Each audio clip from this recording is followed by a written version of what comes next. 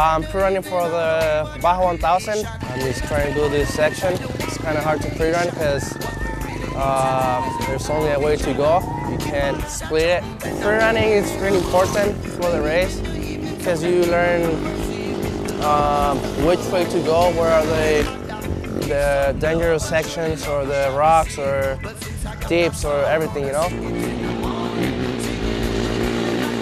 The road is so wide open and straight, but there's a lot of boulders and rocks that you can't see because it's the same color as the sand. The sand is kind of blue and the rocks are kind of blue, so you can't see them. So you're like going like fast and then boom, hit a rock, and then like a couple feet after, boom again. So it's kind of sketchy.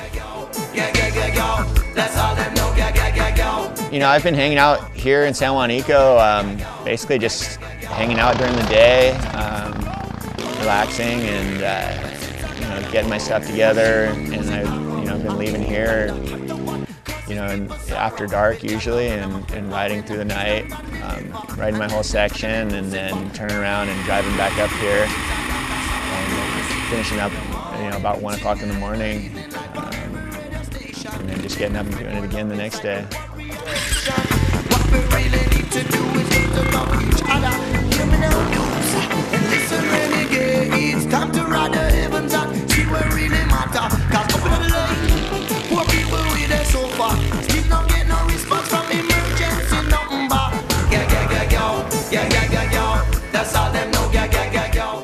Almost hit a cow, almost hit a donkey, hit a bird, snakes, kind of everything. It's a different world down here, and you gotta be a little patient and put whatever you can in your backpack for spending the night. It's actually pretty good. I like it. I'm looking forward to it. I'm excited.